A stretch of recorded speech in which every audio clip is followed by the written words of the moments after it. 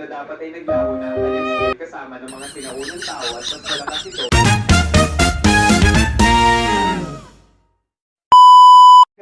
Hello guys, so karon iplan nato kay kuya sungak man siya og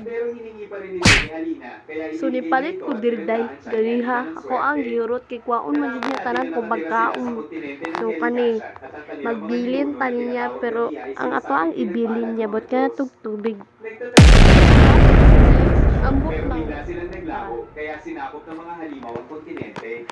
Ngunit dalawang skill at nagtatrabaho si Alina sa pinakamalaki sa kontinente, ang air counter.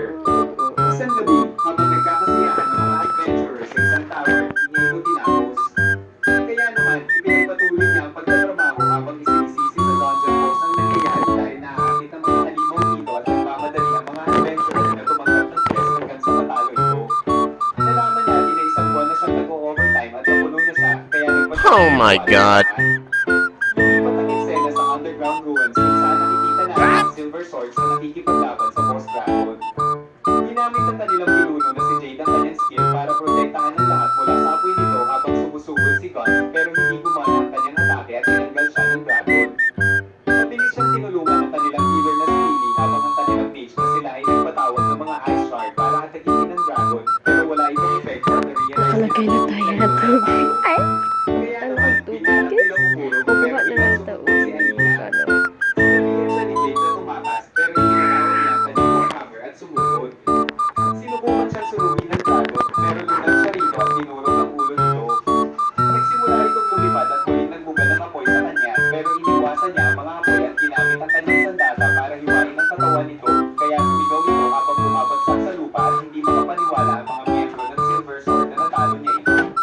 Kinilala nila siya bilang ang misteryosong adventurer na kilala bilang executioner na tumatalo sa boss tuwing nahihirapan ang guild na linisin ng isang project. Naglaglag ng galang ang dragon habang sinasabi ni Alina na sa wakas ay makakaalis na siya sa trabaho sa tamang oras pero pagtalikod niya, nakita ni Jade ang kanyang mukha. Kinabukasan, na-realize ni Alina na nagkamali siya dahil nagpa siya si Guns na mag-retiro at hinahanap siya ng guild para pumalit sa kanya. Tinanong siya ng kanyang kaibigan na si Lyra kung kilala niya ang executioner at sinabing ito ang pinaka-astig na adventurer sa mundo. Inakala ni Lyra na magiging invincible ang Silver Sword kapag sumali siya sa kanila pero ayaw ni Alina na malaman ng iba na nagsisilong pagkakatinaglan dahil sinasama siya ng pagkasama ng mundo. Kaya umalas ng guild at tungkol sa mga babaeng adventurer habang sinasabi sa kanyang mga kaparty na ang executioner ay isang babaeng may itim na buhok at berdeng mga mata. Inisip nila na dapat na niyang itigil ang pag-iisip sa kanya dahil kailangan pa nilang maghanap ng bagong attacker pero determinadong mahanap siya ni Jade.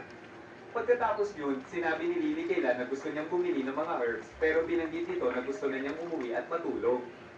Binigyan siya ni Lily ng donut, sinabi niya sa ito at na-realize nila na ang kanilang schedule bilang mga adventurer ay hindi mahuhulaan kaya kailangan nilang gamitin maayos ang kanilang oras. Sinabihan siya ni Lily na lumabas ng mas madalas ng mga prutas kaya sumama na rin siya. Nakita natin ni Jade na nag-iisip tungkol sa relic at sa pagsinatayan nito para sa gamit nito kaya pinakagawa nito ng mga adventurer pero nagtataka siya kung bakit hindi man na nito kinuha ng executioner. Isip niya ang skill na ginamit nito para ipatawag ang kanyang sandata. Sa tingin niya ay hindi ito katulad ng sa kaya naman, nagpanik siya at nagkunwaring tanga pero sinabi ni Jade na nakakakita siya sa dilim kaya nakita niya ang mukha ng executioner.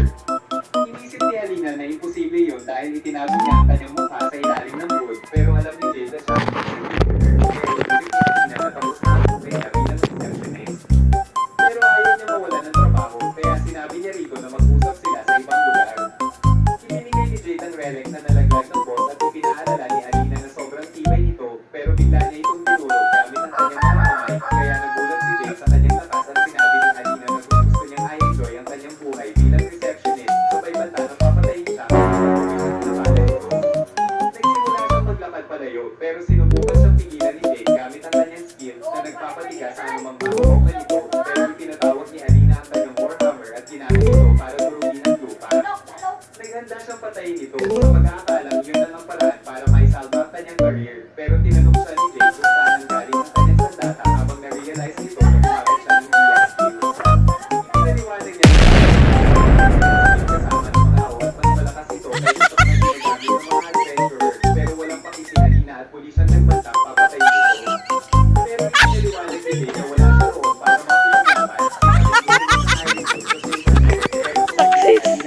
Bye guys.